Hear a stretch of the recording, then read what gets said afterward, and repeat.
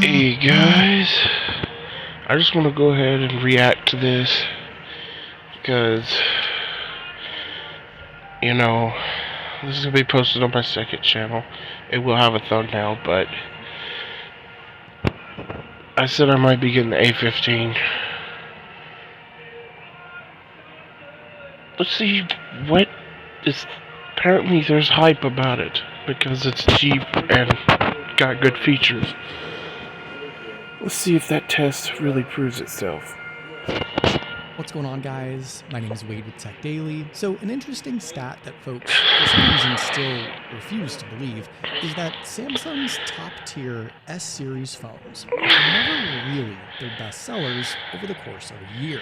While it is true that for a few weeks after their launch, the newest S flagships do sell well, and sometimes sneak their way into the list of top 10 bestsellers for that quarter, but the rest Wow. of the year, and often well into the following year, the best-selling Samsung smartphone has been some iteration of this. This is What? the A15, and for the second quarter, That's the phone I'm planning on its getting. 4G and 5G versions far outsold Obviously, I'm getting the 5G. any of Samsung's 2024 S series I wonder if they phones. downgrade In this to fact, 5G. during the first quarter of 2024, the A15 nearly outsold the S series, and that was when the S series was announced as the hot new release. For 2023, the A14 4G and A14 5G were the only other Samsung smartphones to make the bestsellers list overall, along with the A04e. The S series was nowhere to be found. And in 2022, the A13 was so popular, it was even outselling iPhones. The A03 also made that list, but again, no S series cracked the top 10. And I even found the chart for 2021 just for good measure. You'll see the A12. Wow, it really seems like the phone that I'm looking to get might actually be the best choice. Apparently, it's more popular than I thought. They're sitting stout in 6th place. There was even a couple Xiaomi phones that year that sold well, but no S series on that list either. Now, my intention in providing this video is also a review of it too. See, it says full review, so we'll get to see the features and stuff. If you choose to believe it, isn't to use it to disparage Samsung's flagship phones.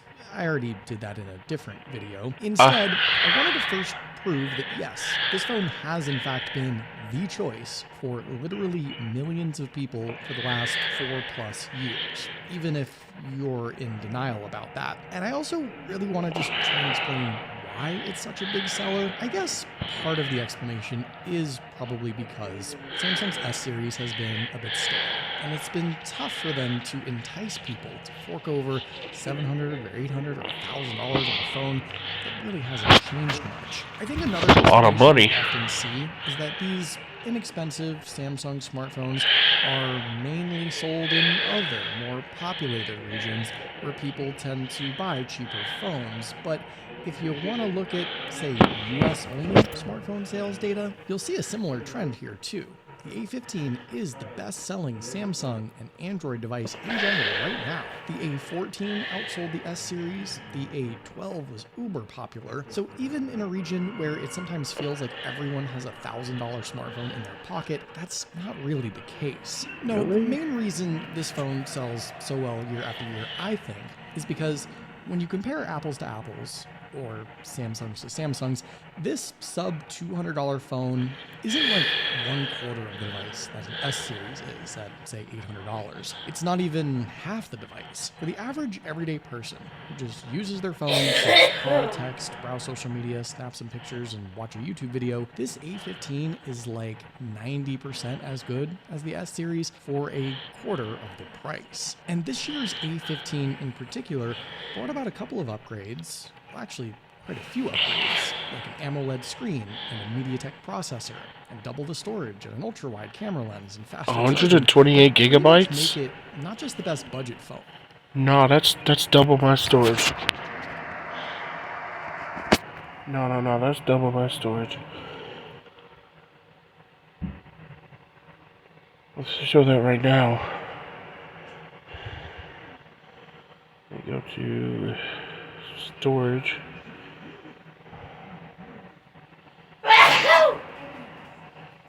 Also, I could eject the SD card from here when I get my new phone. But, yeah. That's my SD card. I don't always have that, but I only have 64 gigabytes. I would basically be doubling my storage plus the SD card.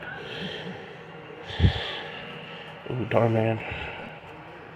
But maybe So that'll be good. around bang for your buck Samsung phone that you can buy, regardless of its lower price point. Before we get into all that, I want to just clarify that while there are once again two different A15s out there, an A15 4G LTE and an A15 5G, both these phones are way more similar than in the past. Samsung used to differentiate 4G and 5G phones with more than just their network support. Like they'd sometimes have different screens for some reason, or different internal specs that made one way better. And they'd release the two different phones in two different parts of the world. But this year, aside from the processors being a little different due to the corresponding 4G and 5G network band support, everything else with these two phones is identical.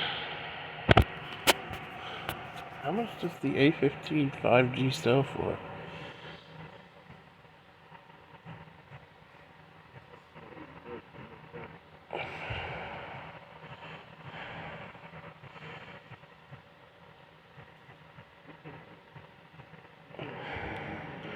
Cricket's where I get my phone. Remember where I said I'll flop on the Cricket?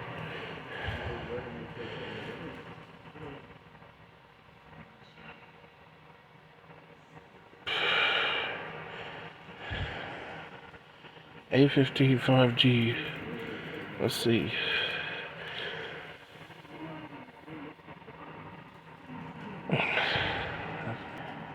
A15 $99.99. What's that for?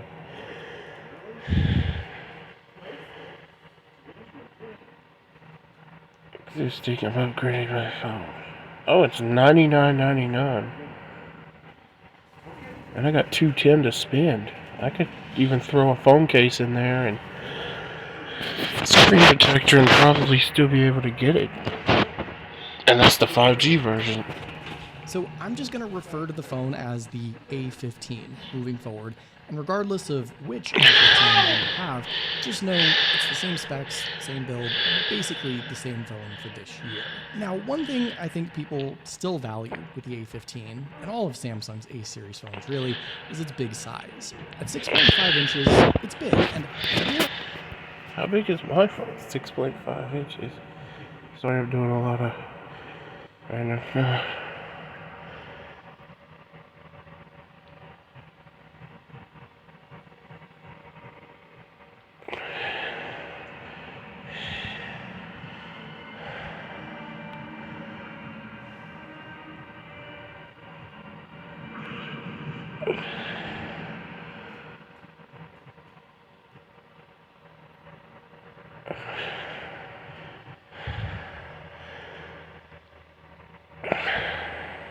So it's about the same size.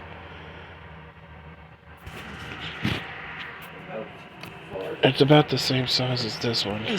Like every Android phone nowadays seems to be between 6.5 and 6.7 inches, but not the S series. The regular S24 is kind of small, and the comparable S phone size-wise to this one is actually the S24 Plus. Obviously, from the front, I think a lot of you can immediately tell the difference between a flagship phone and a budget phone. The black bezels that frame the display are really obvious on the A15, and you have a pretty dated selfie camera notch and thicker bottom chin that yields you a much lower screen-to-body ratio.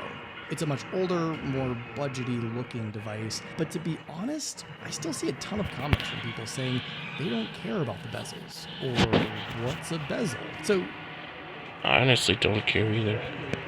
My current phone actually has that on it, so each their own. it'd be an upgrade still. The size of the screen is all you really care about.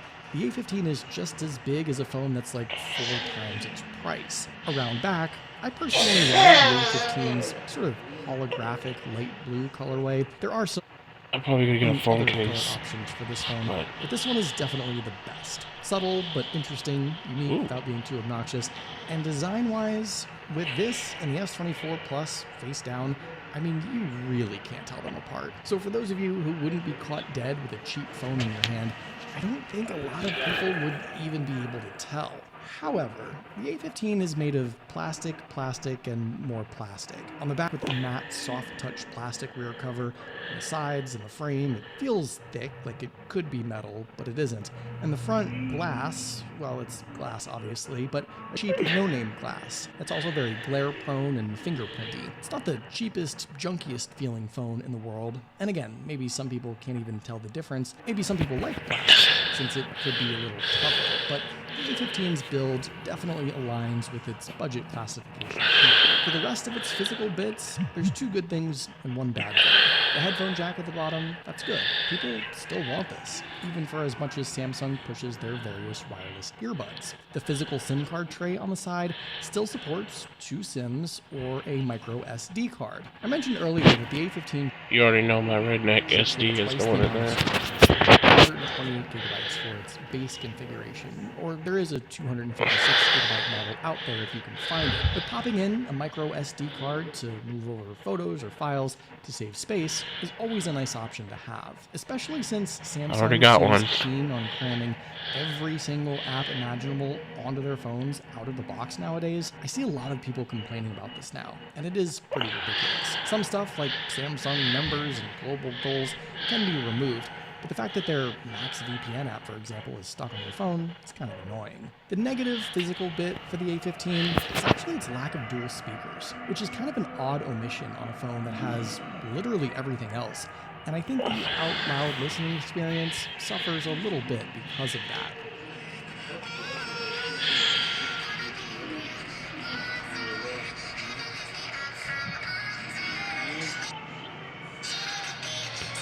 It doesn't matter if I get copyrighted or to get copyrighted for Redneck Girl. Since it's a budget phone, you still get the side-mounted physical thing. But I have earbuds and a speaker, so that takes care of itself. And this isn't a negative, really. I like this setup. I think it's convenient and consistent. And with Face Unlock, you have 2 quick options to get into the phone. But one thing that's odd is that the Face. particularly This one has that too, by the way. Extra cheap and hollow. I don't know if I maybe got a bad A15 or a bad set of buttons, but no other A-series phone has buttons this cheap and comically clicky.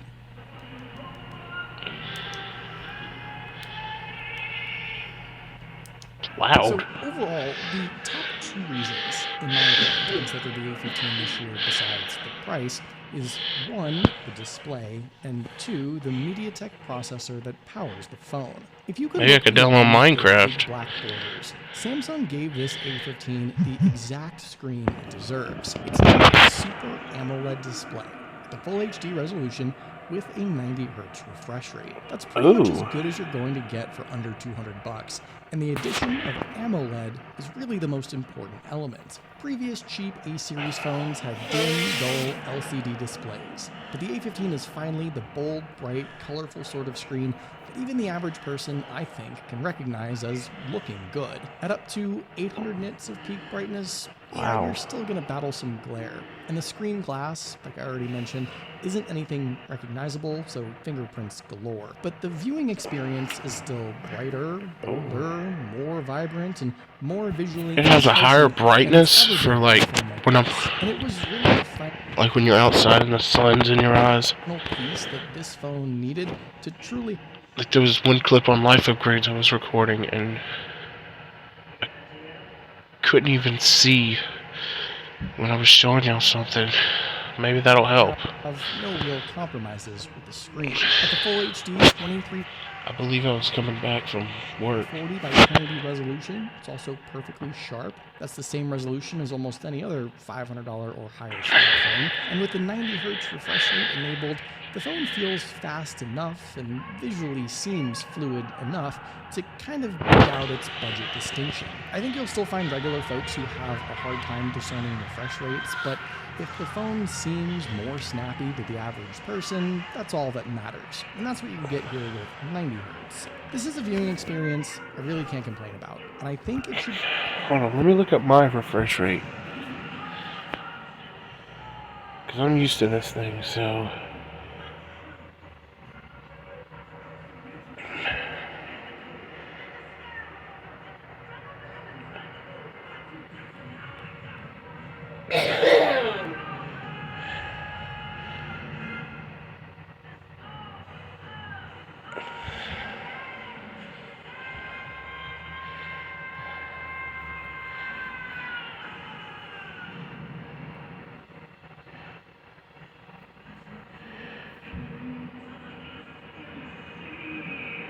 Huh.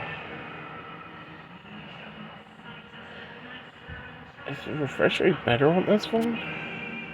That's awkward.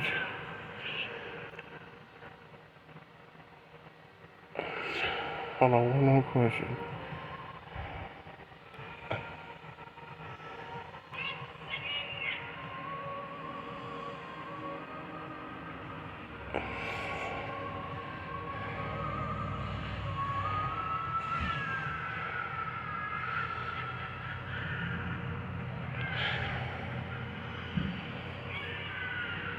Oh my goodness. It has NFC. Man, this is just something that this phone doesn't even have. This phone does good for what it's got. I mean, it's good. Better than what I've had in the past, as you know. This phone has NFC enabled on it. That means, or the one I'm getting, try to get, meaning I could like tap cards or stuff like that. The bare minimum for any smartphone nowadays, even one of the cheapest on the market.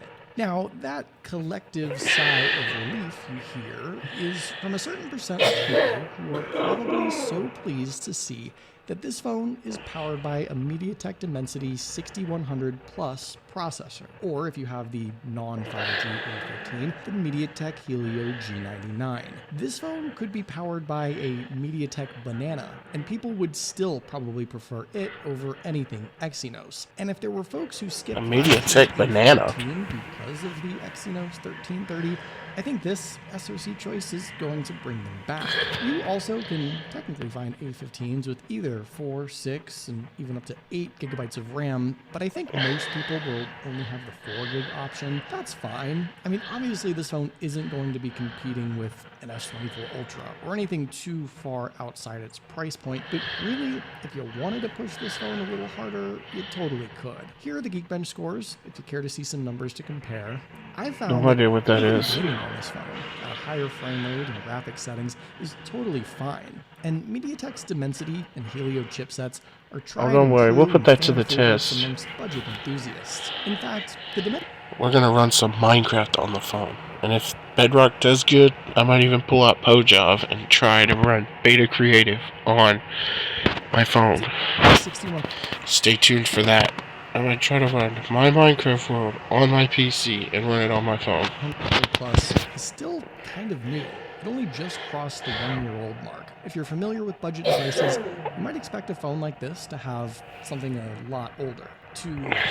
Don't worry, I could do a full copy of it because I've done it before for backup. Save money and keep the phone cheap, but not this time. And I also think that if you still have a low-tier Samsung phone from 2 or 3 years ago, you might also expect a dumbed-down version of Android or One UI.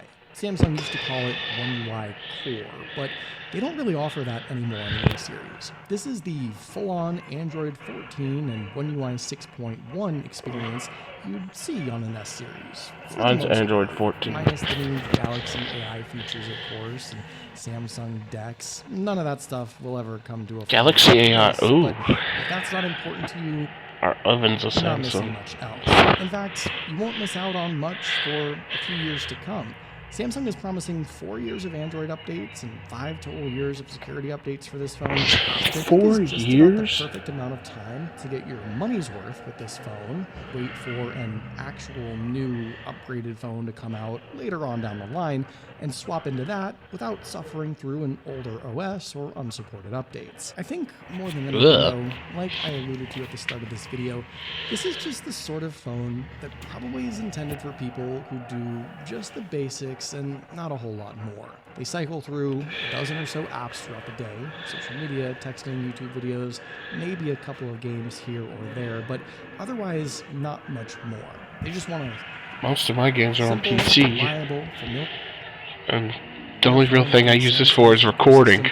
Great experience with the software updates that just work, and it isn't $1,000. And that's precisely what this phone is. It's easy for really tech-savvy folks to criticize a cheap Android experience with the software updates that just work, and that isn't $1,000. And that's precisely what this phone is. It's easy for really tech-savvy folks to criticize a cheap phone. By the way, you saw the price. I do get an upgrade. You get one every year, and I haven't used mine yet. Obviously, because I've had this phone since episode 1 of Life Upgrades when it wasn't ready yet. And even the snowy video, which was shortly after I got it, in January, because I got it in December, as I've told y'all.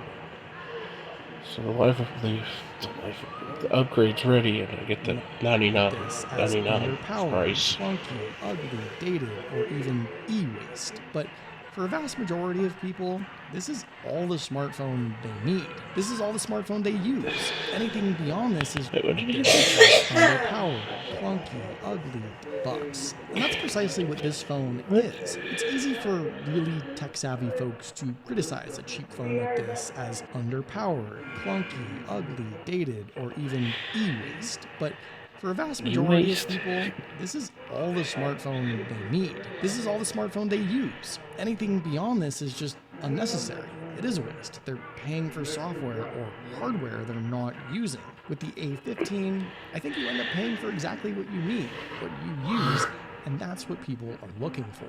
So one thing that's probably going to go underutilized and underappreciated in the A15 this year is the faster charging. You wouldn't know it, but this one supports 25-watt wired charging speeds being pumped into its big old 5,000 milliamp battery. The battery size, by the way, is great. It's just as big as any other.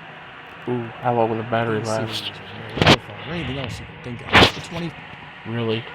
5-watt charging speed, though, that's exaggerated last year. You probably wouldn't know that, though, because Samsung doesn't really tell you, and they don't give you a wall plug to use those faster charging speeds. And if there was ever a time... Remember, I got that pink one, so at Walmart, it already has fast charging on it, so I already got one. Give people a faster charger in the box, this would be it. I still, to this day, see people at airports using an older USB-A wall adapter for like their current flagship phone. I mean, talk about an unintended consequence of pushing sustainability. Rather than giving everyone newer, faster, more efficient accessories that these affordable phones now support, it's up to the consumer. What, C-type to C-type? Or else use old, outdated, slow charging. And most everyday people have no clue about charging speeds or plug types, so they're probably using what was given. How long does a Samsung A15 charge last?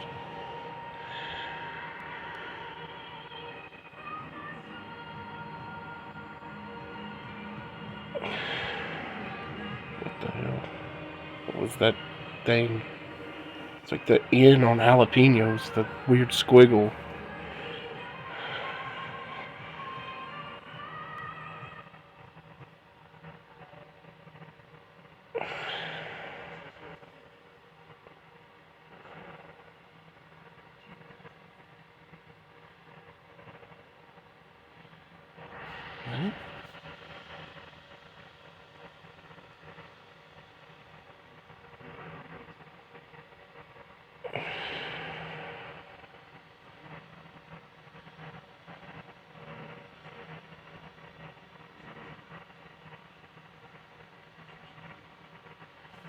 What the hell?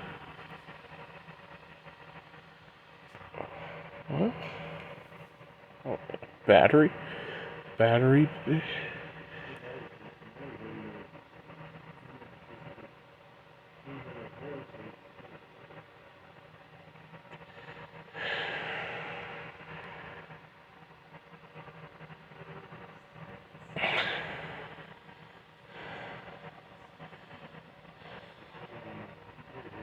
An hour of screen time for 10%? Oh my god. That would give me...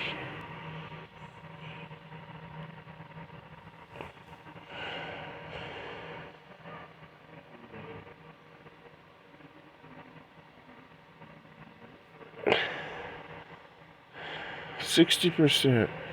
10 hours of screen time? Oh my... It's the battery on this thing? ago, which is a huge bummer. Fortunately, you don't have to plug the phone in often. It's going to be a full day device for most people unless you're totally addicted to staring at your phone all day, which, okay, most of us are, but the big battery, budget specs, and less power-hungry users seem to appreciate that longevity. Finally, while Samsung certainly didn't bring the camera setup up to the level of a flagship phone, they finally ditched the gimmicky add-on lenses that were just there for show, and gave the A15 a triple lens package that makes sense. The 50 megapixel main seems to be the same as last year. Ooh, how will life upgrades quality look? But the secondary lens is now a 5 megapixel ultra wide, the go-to secondary lens for most people, for sure. Samsung did, however, keep the 2 megapixel macro. It was the depth sensor that they ditched. And I suppose the one time you need to take a very close-up picture, the macro may come in handy. The selfie camera, I think, is the same as like the last few years. It's a 13 megapixel lens. And while this phone is still far removed from what most smartphone companies are pushing nowadays, I think the A15's camera is a couple steps above these subpar pictures and videos these budget phones. What is my camera quality?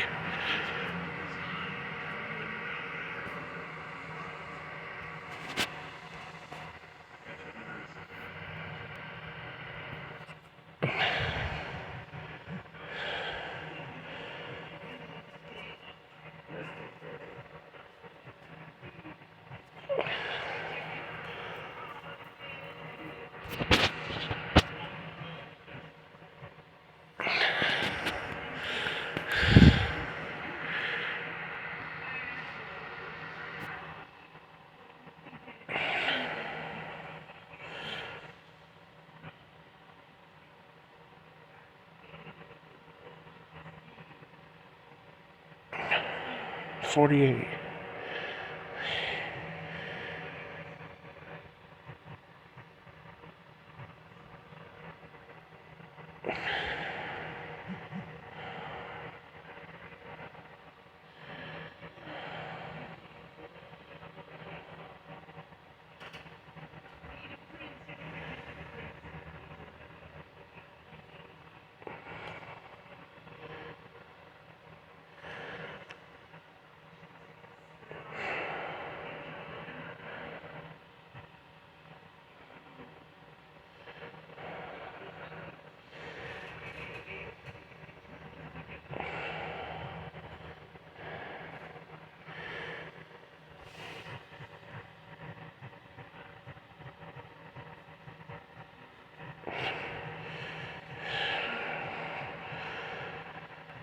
That in again.